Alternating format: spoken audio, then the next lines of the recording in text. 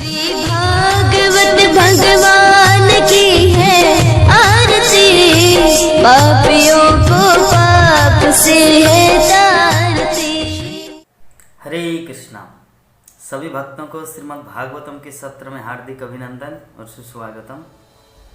आज का हमारा विषय है श्रीमद् भागवतम के सप्तम स्कंद का सप्तम अध्याय, कैंटो 7 चैप्टर 7। विषय है प्रहलाद महाराज ने गर्भ में क्या सीखा। पिछले अध्याय में हम लोग वर्णन कर चुके थे कि किस प्रकार प्रहलाद महाराज अपने असुर बालकों को श्रीमद् भागवत की कथा, भगवान की दिव्य लीला कथा को श्रवण कराए और मनुष्य जीवन क्या है, मनुष्य जीवन में क्या एक्सेप्ट करना है, क्या स्वीकार करना चाहिए, मनुष्य जीवन का लक्ष्य क्या है, ये सब के विषय में प्रहलाद महाराज अपने सहपाठियों को बताया। तो प्रहलाद महाराज के सहपाठियों का, उनके दोस्त मित्रों का प्रश्न यही था कि हम सब एक ही कॉलेज में पढ़ते हैं, एक ही गुरुकुल में पढ़ते हैं, एक ही स्कूल में पढ़ते हैं। आपका भी पिता दैत्य है, असुर है, हम सबका भी पिता असुर है, लेकिन फिर भी आपको दिव्य ज्ञान भगवत कथा कहाँ से प्राप्त हुआ? इसके बारे में हम थोड़ा सुनना चाहेंगे। तो इस विषय में नारद मुनि का कथन है कि यद्यपि प्रहलाद महाराज असुरों के परिवार में जन्मे थे, किंतु समस्त भक्तों में सबसे महान थे। इस प्रकार अपने असुर सहपाठियों द्वारा पूछे जाना पर उन्होंने मेरे द्वारा कहे गए शब्दों का स्मरण किया और अपने मित्रों से इस प्रकार कहा। मतलब नारद मुनि जब अभी बताएंगे प्रहलाद महाराज कि जब हमारे पिता हिरण्यकशिपु कठिन तपस्या करने के लिए मंदराचल पर्वत चले गए, तो उनकी अनुपस्थिति में इंद्र इत्यादि देवताओं ने युद्ध में सारे असुरों का दमन करने का घोर प्रयास किया। तो जिस प्रकार सांप को छोटी छोटी चींटियां खा जाती है, उसी प्रकार कष्टदायक हिरण्यकशिपु जो सभी प्रकार के लोगों पर कहर ढहाता था, अपने ही पाप कर्मों के कारण पराजित किया जा चुका है। ऐसा कहकर इंद्रादि देवताओं ने असुरों से लड़ने की योजना बनाई। उसके बाद एक के बाद एक मारे जाने पर जब असुरों के महान नायकों ने लड़ाई में देवताओं का अभूतपूर्व पराक्रम देखा, तो तितर बितर होकर सभी दिशाओं में भागने लगे। तो अपने प्राणों की रक्षा करने के लिए वो अपने घरों, पत्नियों, बच्चों, पशुओं तथा घर के सारे साज सामान को छोड़कर जल्दी जल्दी भाग गए।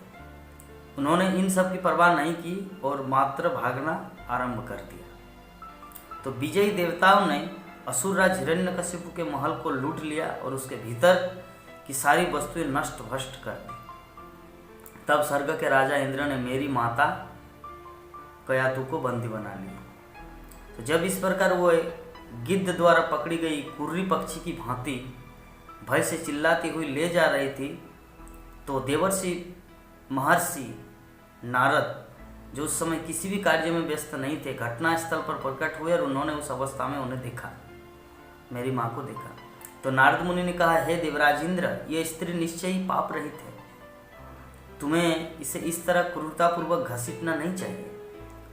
हे परम सौभाग्यशाली, यह सती स्त्री किसी दूसरे की पत्नी है, तुम इसे तुरंत छोड़ दो। तो इंद्र ने नारद मुनि को कहा, इस असुर पत्नी के गर्भ में उस असुर हिरण्यकशिपु का बीज है, अतएव इसे तब तक हमारे संरक्षण में रहने दे जब तक बच्चा उत्पन्न नहीं हो जाता, तब हम इसे छोड़ देंगे।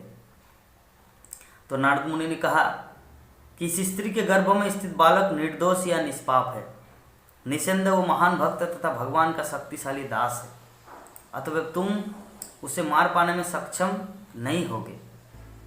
जब परम संत नारद मुनि ने इस प्रकार कहा, तो राजा इंद्र ने नारद के वचनों का सम्मान करते हुए तुरंत ही माता कयातु को छोड़ दी। चूंकि मैं भगवत भक्त था, प्रहलाद महाराज वर्णन करते हैं, चूंकि मैं भगवत भक्त था, तो सब देवताओं ने मेरी माता की परिक्रमा की और तब वो सभी अपने अपने स्वर्गधाम को वापस चले गए।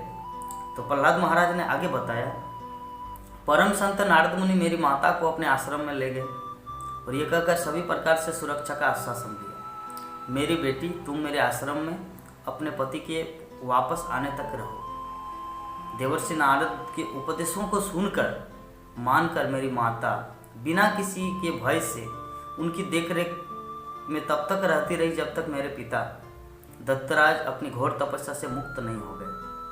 तो मेरी माता गर्भवती होने के कारण अपने गर्भ की सुरक्षा चाहती थी और चाहती थी कि पति के आगमन के बाद संतान उत्पन्न हो। इस तरह वह नारद मुनि के आश्रम पर रहती रही, जहाँ वह अत्यंत भक्तिपूर्वक नारद मुनि की सेवा करने लगी। तो नारद मुनि ने गर्भ में स्थित मुझे तथा अपनी सेवा में लगी मेरी माता दोनों को उपदेश दिया। चूंकि ये स्वभाव से पतितों पर अत्यंत दयालु है, अतएव अपने दिव्य स्थिति के कारण उन्होंने धर्म तथा ज्ञान के विषय में उपदेश दिए। ये उपदेश भौतिक कलमश से रहित थे। तो अधिक काल बीत जाने तथा स्त्री होने से अल्पज्ञ होने के कारण मेरी माता उन सारे उपदेशों को भूल गई, किंतु ऋषि नारद ने मुझे आशीर्वाद दिया था, अतः मैं नहीं भूल पाया। प्रहलाद महाराज ने कहा, हे मित्रों, यदि तुम मेरी बातों पर श्रद्धा करो तो तुम भी उसी श्रद्धा से मेरे ही समान दिव्य ज्ञान को समझ सकते हो। भले तुम सभी छोटे छोटे बालक क्यों न हो, इसी प्रकार एक स्त्री भी दिव्य ज्ञान को समझ सकती है और ये जान सकती है कि आत्मा क्या है और भौतिक पदार्थ क्या है। तो इसीलिए ये मेरा आप सबसे अनुरोध है कि जिस प्रकार वृक्ष के फलों तथा फूलों में कालक्रम से 6 प्रकार के परिवर्तन, जन्म, मृत्यु, अस्तित्व, वृद्धि, रूपांतर, क्षय तथा अंत में मृत्यु, उसी प्रकार विभिन्न परिस्थितियों में आत्मा को जो भौतिक शरीर प्राप्त होता है उसमें भी ऐसे ही परिवर्तन होते हैं, किंतु आत्मा में ऐसे परिवर्तन नहीं आते। तो अतएव आत्मा परमेश्वर ये जीवों का सूचक है। ये दोनों ही आध्यात्मिक है, जन्म मृत्यु से मुक्त है तथा क्षय से रहित एवं भौतिक कलमश से मुक्त है। ये व्यष्टि है, ये बाह्य शरीर के ज्ञाता है, प्रत्येक वस्तु के आश्रय या आधार है। तो ये भौतिक परिवर्तन से मुक्त है, ये आत्म प्रकाशित है, ये समस्त कारणों के कारण तथा सर्वव्यापी है। इन्हें भौतिक शरीर से कोई सरोकार, कोई लेन देन नहीं होता। अतएव ये सदैव अनाकृष्ट रहते हैं। इस दिव्य गुणों से युक्त जो मनुष्य वास्तव में विद्वान है, उसे जीवन की भ्रांत धारणा का परित्याग करना चाहिए, जिसमें वह सोचता है मैं यह भौतिक शरीर हूँ और इस शरीर से संबंधित प्रत्येक वस्तु मेरी है। तो इस तरह का धारणा ही भौतिक धारणा कहलाता है। तो एक दक्ष भूविज्ञानी समझ सकता है कि सोना कहाँ पर है और वो उसे स्वर्ण खनिज में से विविध विधियों द्वारा निकाल सकता है। इसी प्रकार आध्यात्मिक रूप से अग्रसर व्यक्ति यह समझ सकता है कि शरीर के भीतर किस तरह आध्यात्मिक कण विद्यमान रहते हैं और इस प्रकार आध्यात्मिक ज्ञान के अनुशीलन द्वारा वह सिद्धि प्राप्त कर सकता है। फिर भी जिस प्रकार एक अनाड़ी ये नहीं समझ सकता कि सोना कहाँ पर है, उसी प्रकार जिस प्रकार मूर्ख व्यक्ति ने आध्यात्मिक ज्ञान का अनुशीलन नहीं किया, वो ये नहीं समझ सकता कि शरीर के भीतर आत्मा किस तरह विद्यमान रह सकता है। तो यहाँ पे श्रील प्रभुपाद बहुत सारे वैज्ञानिकों को मूर्ख कहा है, क्योंकि आजकल के जो बड़े बड़े वैज्ञानिक जो इतना बड़ा बड़ा आविष्कार करते हैं, एरोप्लेन का, टेलीफोन, इंटरनेट, एवरीथिंग, किंतु फिर भी वो नहीं जानते कि उसके शरीर के भीतर एक आत्मा है, और जो आत्मा चिन्मय, अविनाशी, जो कभी शरीर की मृत्यु होने पर भी उस आत्मा का मृत्यु नहीं होता।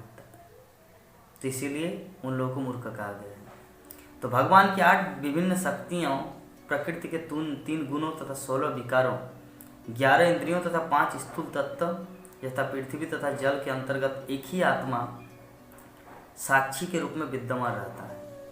अतः सारे महान आचार्यों ने यह निष्कर्ष निकाला कि आत्मा इन्हीं भौतिक तत्वों द्वारा बद्ध है।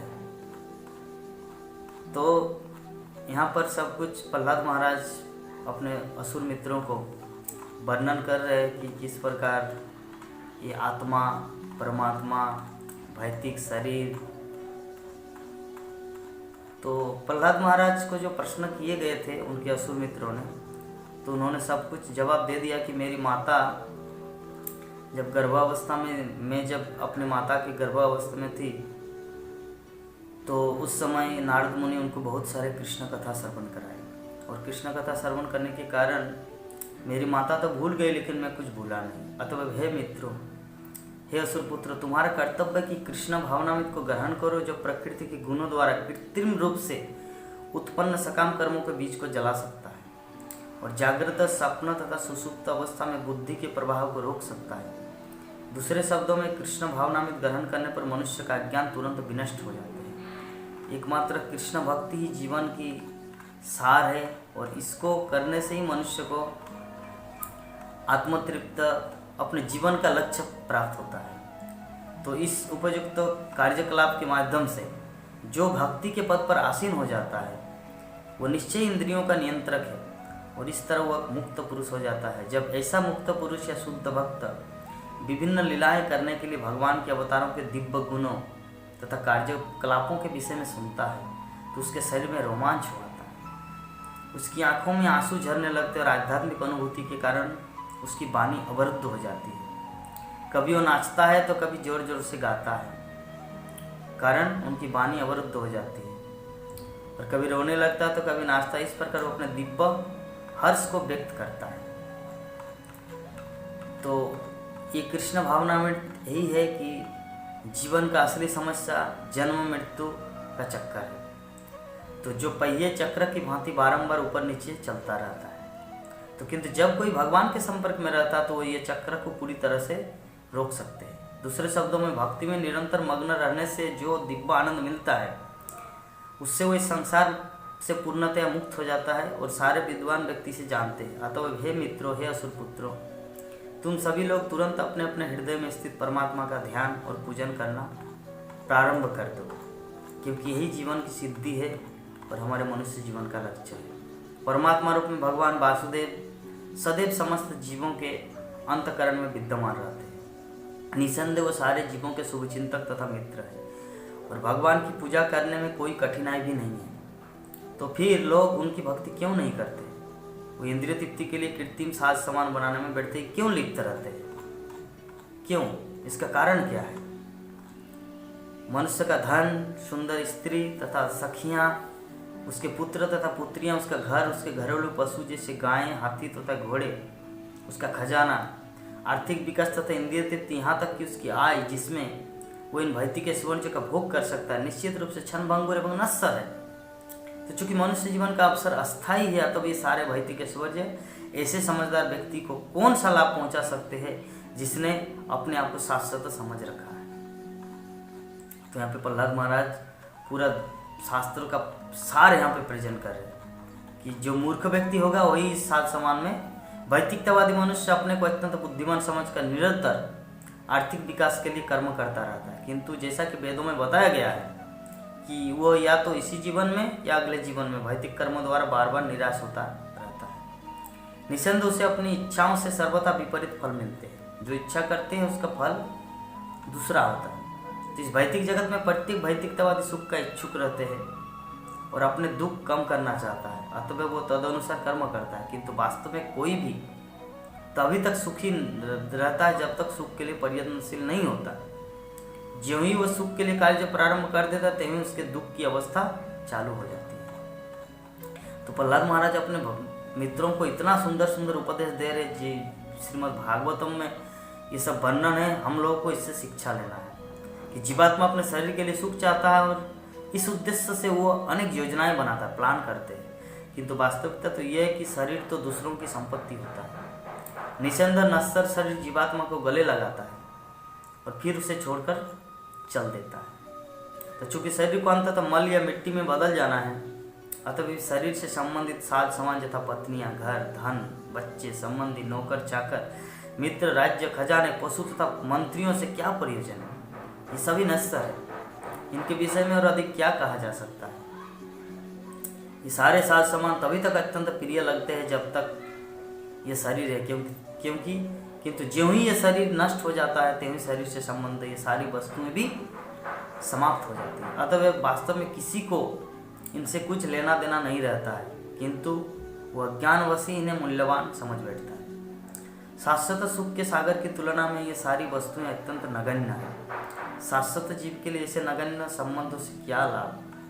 हे मित्रों, हे असुर पुत्रों, जीव को अपने पूर्व कर्मों के अनुसार नाना प्रकार के शरीर प्राप्त होते हैं। इस तरह वो अपने विशिष्ट जीवन की सभी स्थितियों में गर्भ में प्रवेश करने से लेकर अपने इस विशेष शरीर तक कष्ट ही कष्ट भोगता प्रतीत होता है। अतः तुम लोग पूरी तरह विचार करके मुझे बतलाओ कि जीव का ऐसे सकाम कर्मों में वास्तविक स्वार्थ क्या है, जबकि दुख तथा कष्ट प्रदान करने वाले। तो इतना सुंदर रियलाइजेशन प्रहलाद महाराज इस अध्याय में वर्णन किए हैं कि हम सबको शिक्षा लेना चाहिए। यद्यपि कि हे मित्रों, हे असुर पुत्रों, आगे वर्णन करते प्रहलाद, तुम लोग न तो पूर्ण ब्राह्मण, देवता या महान संत बनकर न ही सदाचार या प्रखंड ज्ञान के द्वारा परमेश्वर को प्रसन्न कर सकते हो।